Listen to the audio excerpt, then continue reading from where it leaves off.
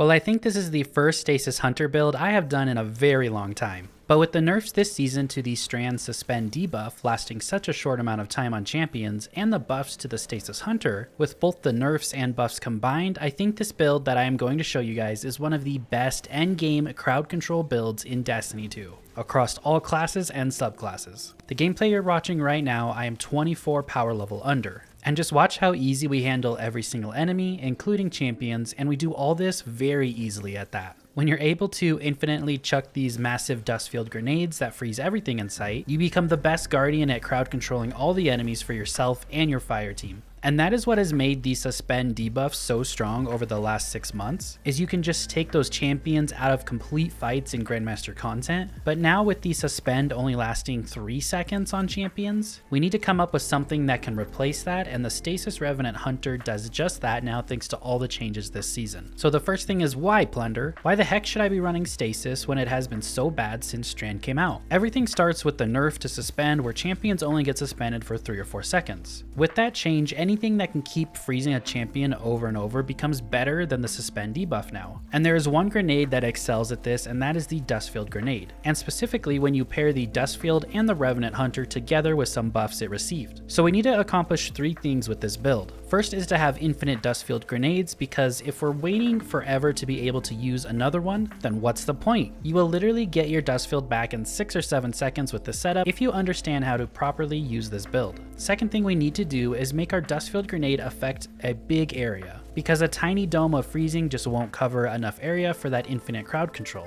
And we can turn this tiny dome into a massive area by combining a few different things. And lastly, we need to make the Duskfield last as long as possible out on the battlefield. Just like the Suspend debuff on Strand would last like 12 seconds, we're going to take this Duskfield and make it last 15 or 16 seconds. So when we combine infinite Duskfields with a massive area of effect and lasting a long time on the battlefield, we create this Stasis Revenant Hunter that can control entire battlefields with ease and turn even the most difficult content into easy mode for you guys. The Duskfield grenade creates a dome of freezing and it lasts about 9 seconds. We're going to further increase this time it lasts by 6 seconds for a total of 15 seconds. So now we have infinite freezing for 15 seconds by adding in the fragment Whisper of Durance. This makes our slow debuff last longer and also makes any abilities that linger, aka the Duskfield, the duration will also increase on the field. So making a Duskfield last 15 seconds is amazing. Next, we're going to make sure we have infinite grenades. At the base, you want to push your discipline up as high as possible to reach that 100 stat, because this ties into our fragment called Whisper of Shards. Shattering a stasis crystal boosts our grenade recharge. This is a 400% increase in grenade regen, and guess what? Our Duskfield grenade we throw creates a crystal at its center. So when we shatter that crystal, we get 5 seconds to this boost. This can also be extended by shattering more crystals up to a max of 10 seconds. So we take a strong weapon that can create crystals. My personal favorite for endgame content, we're talking 20-25 power level under, is the Wicked Implement. It got a ton of buffs this season. It received the Headstone perk, so every precision kill creates a crystal for us. And also stasis shards we collect overfill the mag. So essentially, we never have to reload, and we can create stasis crystals wherever we want. It's also an exotic weapon, so we get the damage buff to red bars, and we get close to a 50% damage buff to frozen targets thanks to Whisper of Rending Fragment. And we're always freezing everything, so this is up quite often. So just by combining our grenade and stasis crystals and a headstone weapon, we can have our Duskfield back in like 10 seconds, even from far away in difficult content. So all our mods on this build make this even better, so make sure to pay attention to those. When you combine your Withering Blade shurikens, 2 of them, your Gambler's Dodge, that also gives back your melee ability, and how you can loop in a few different mods, it creates this infinite freezing Duskfield combo just when you're dealing with one champion alone. You can find the full written version of this build over on Mobalytics, a great source for Destiny 2 builds in general, and you'll be able to find all my builds over there that you see here on the YouTube channel. So I hope you guys find this written source helpful for all my builds in the future.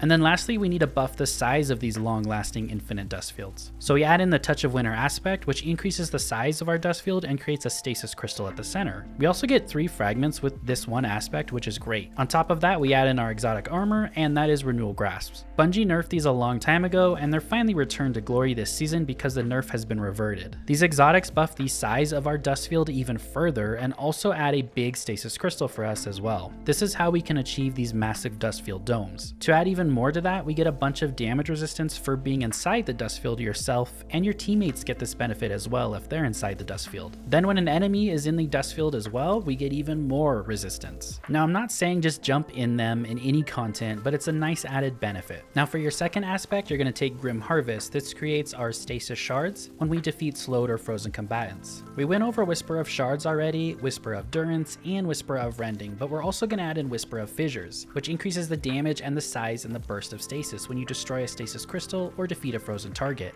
This just adds overall damage to the build and area of damage as well, because it increases the size of the burst. And then your last fragment is kind of up to you. I think the other 4 are pretty mandatory, but for the 5th fragment, I chose Whisper of Conduction, nearby stasis shards tracked to your position. This gives you a plus 10 resilience. It also makes it so I never need to seek out a shard. Every single shard refills the ammo to our Wicked Implement, even shards created by defeating frozen or slowed targets. For the mods on the build, on your helmet, I took Void Siphon and Harmonic Siphon, so all 3 of my weapons can create orbs of power when we get double kills. I also took hands-on because I do end up getting a lot of shuriken kills, especially because you have 2 of them and your dodge refills them.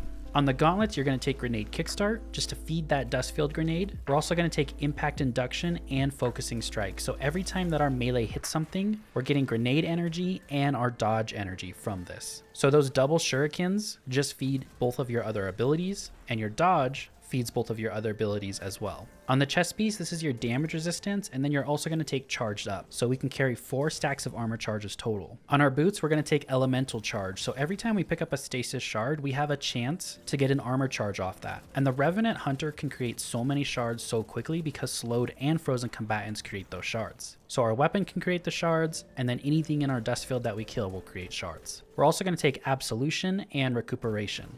Absolution just gives ability energy across the board to all our abilities for picking up an Orb of Power, and Recuperation is going to heal us when we pick up an Orb of Power. On your class item, you're going to take Reaper, so after we do that dodge, our next weapon, Final Blow, spawns an Orb of Power. This is great because you're always dodging and always throwing those shurikens. We're also going to take Powerful Attraction, so when we dodge, it automatically picks up those orbs for us. And then Bomber as well, so when you dodge, you gain grenade energy. So I know Stasis is kind of on the back burner for a lot of people, but I hope you guys give the Revenant Hunter a shot, because now that you can have those infinite dust field grenades very easily, even sitting back in hard content, you don't have to be in the thick of things. Because all you need to do is throw your dust field, shoot the crystal 1 time, that shatters the crystal and you proc your Whisper of Shards, and then just kill 1 enemy in the head, shatter that crystal, and your grenade comes back from that alone. Everything else you do, throwing the melees, dodging, all of that is just extra ability energy on top of the initial ability energy from shards. And since our dust field grenade has like a 40-second cooldown at base,